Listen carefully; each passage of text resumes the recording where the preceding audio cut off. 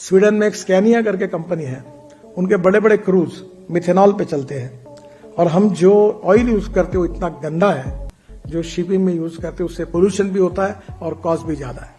और मिथेनॉल हमारे देश में कोयले से बनता है, तो स्वाभाविक रूप से हमारी बसेस भी 100% मिथेनॉल पर, ट्रक भी चल सकती है और वो भी हमारे पास आई है। और उसमें जो उनकी इनोवा है वो अगस्त महीने में, मुझे आज कल मिलने के लिए आने वाले में उनके पीछे पड़ा हूँ, वो 100% फ्लेक्स इंजन पर अपनी गाड़ियां लॉन्च कर रहे हैं। मुझे अक्सर हेलीकॉप्टर से घूमने का मौका मिलता है, तो मैं मजाक में कहता हूँ कि जैसे सर पर एक भी बाल नहीं हुआ वैसे दिखता है, वैसा पूरा ऊपर से दिखता है, कोई पेड़ नहीं लगता। राज्य सरकार के डिस्कॉम में अभी कम से कम 16 लाख करोड़ का नुकसान है और उन्होंने बहुत अच्छी पॉलिसी स्वीकार की है, more generation more losses, no generation no losses.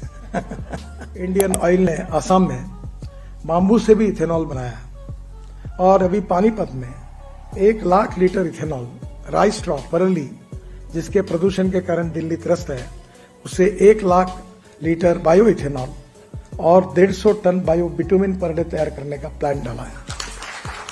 जो आसाम का बाम्बू है वो बाम्बू से क्रैश बैरियर करके अब लोहे की जरूरत नहीं पड़ी। आज हमारा जो पेट्रोलियम सीएनजी है उसकी तुलना में ये बायो सीएनजी आज हमको maximum 46 to 48 rupees per KG पड़ता है और इससे जो रेसिड्यू मिलता है वो फर्टिलाइजर करके काम में आता है। तो प्रैक्टिकल लेवल पर ये सक्सेसफुल टेक्नोलॉजी है। बाम्बू से कतार में अभी जो स्टेडियम बने उसमें उसका उपयोग किया गया। मालदीव्स में अच्छे अच्छे रेस्टोरेंट बाम्बू से बने।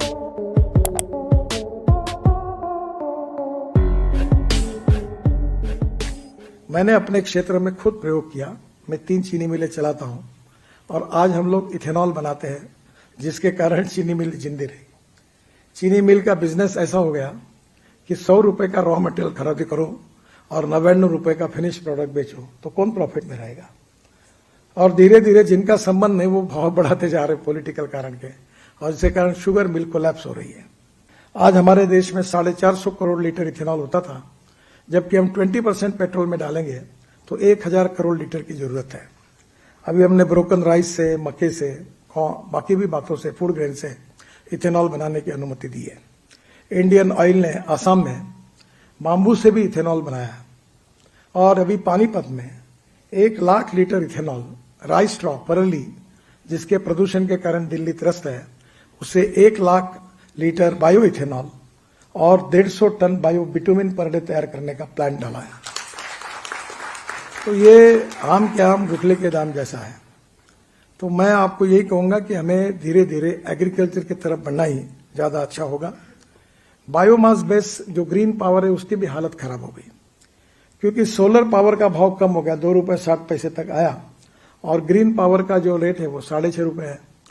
तो जो राज्य सरकार है उनके डिस्कॉम की कहानी अलग है।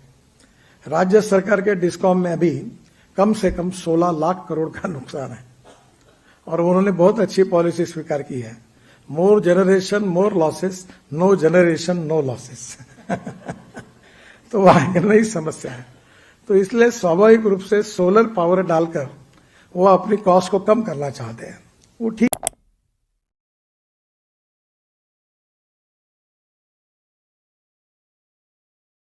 मैंने खुद अपने ट्रैक्टर को बायो सीएनजी में कन्वर्ट किया है। तो अब मैं लोगों को यह कहने लगा हूं कि जहां चावल होती है वहां राइस स्ट्रॉ बहुत है और वहीं हम लोग राइस स्ट्रॉ को, अभी प्रोडक्टिविटी हमारी बढ़ रही है, तो राइस स्ट्रॉ का उपयोग पंजाब हरियाणा में तो बहुत पोटेंशियल है और हम बायो सीएनजी तैयार करें और हमारे एरिया के ट्रक, ट्रैक्टर और बसेस जो डीजल पर है, पेट्रोल पर है, उसको सीएनजी में कन्वर्ट करें। मैंने खुद अपने शहर में अभी 4 पंप हो गए सीएनजी के, एलएनजी के भी 2 पंप हो, जब से पाइपलाइन से हमारे आया नहीं है। और हमारे यहाँ बड़े प्रमाण पर हमने taxi, auto rickshaw, buses, corporation convert की। इससे पोल्यूशन भी कम होगा और कॉस्ट इफेक्टिवनेस है। और इसलिए आने वाले समय में बायोमास का उपयोग करके गैस, बायो सीएनजी और बायो एलएनजी तैयार करना ये इकोनॉमिकली वायबल भी है। आज हमारा जो पेट्रोलियम सीएनजी है उसकी तुलना में ये बायो सीएनजी आज हमको maximum 46 to 48 rupees per KG पड़ता है और इससे जो रेसिड्यू मिलता है वो फर्टिलाइजर करके काम में आता है। तो प्रैक्टिकल लेवल पर यह सक्सेसफुल टेक्नोलॉजी है। काफी बड़े प्रमाण पर इसकी किट भी तैयार की गई है। मैंने खुद अपना ट्रैक्टर कन्वर्ट किया तो 1 लाख रुपए साल की बचत है। अगर पूरे देश में उत्तर प्रदेश, बिहार, हरियाणा, पंजाब में ये सीएनजी तैयार करके ट्रैक्टर भी कन्वर्ट करेंगे तो किसानों को भी फायदा होगा, प्रदूषण भी कम होगा और फॉसिल फ्यूल का इंपोर्ट भी कम होगा।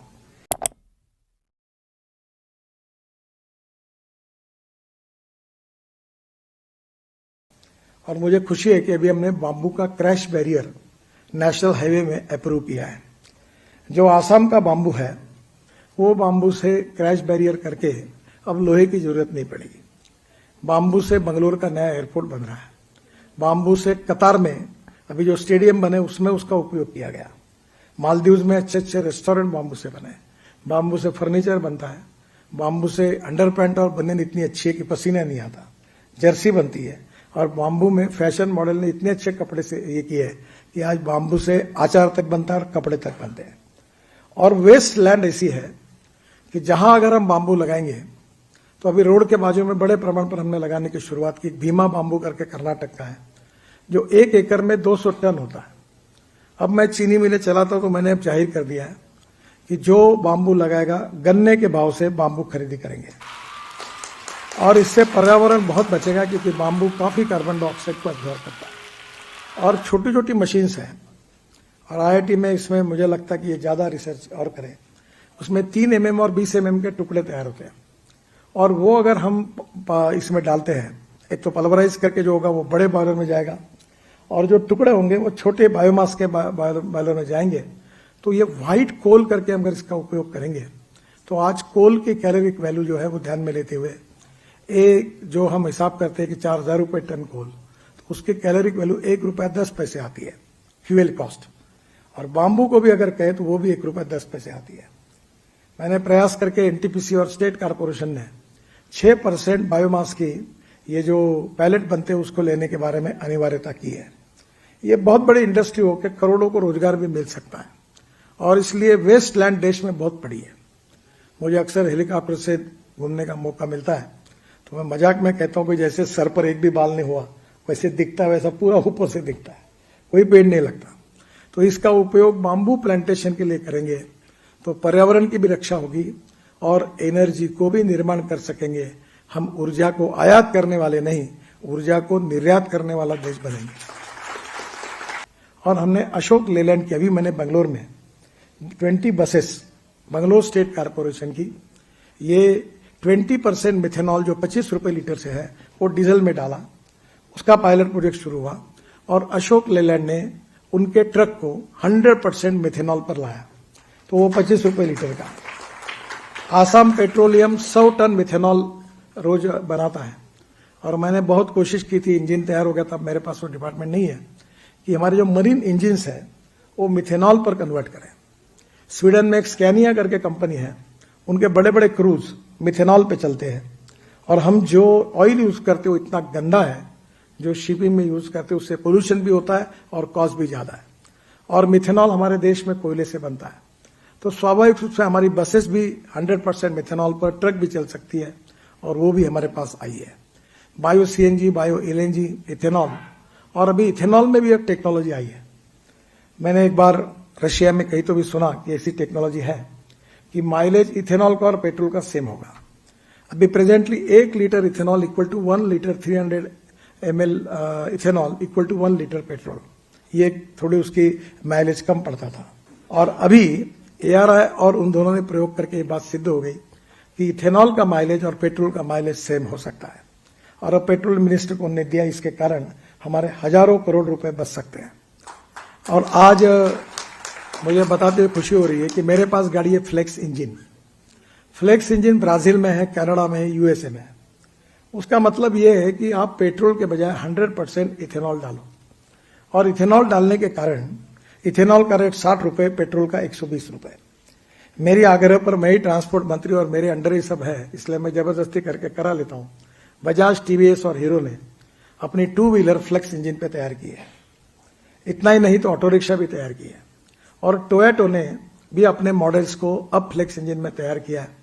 और उसमें जो उनकी इनोवा है वो अगस्त महीने में, मुझे आज कल मिलने के लिए आने वाले, मैं उनके पीछे पड़ा हूं, वो 100% फ्लेक्स इंजन पर अपनी गाड़ियां लॉन्च कर रहे हैं। अगर वो गाड़ी आप यूज करोगे तो पेट्रोल का रेट समझ लीजिए 25 रुपए लीटर के भाव से होगा, यानी आपकी 75% बचत होगी, उल्टा प्रदूषण भी कम होगा। मैं तो चाहता हूं कि देश से पेट्रोल डीजल को हद्दपार किया जाए, और ये इसमें जो ये प्रयास हो रहे हैं उसमें हमें क्षमता है।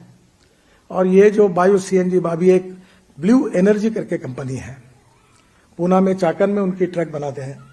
एक ट्रक 1600 किलोमीटर एक बार गैस भरने के बाद जाता है। 16 पंप अगर देश में डालेंगे तो ट्रक चलेगी। फियाट का इंजन है और वो ट्रक एलएनजी पर आती है। और एलएनजी का इकोनॉमिक्स ऐसा है कि जहां 100 रुपए का डीजल लगता है वो 40 रुपए का एलएनजी लगता है, तो 60 रुपए की बचत है, लॉजिस्टिक कॉस्ट कम हो जाएगी।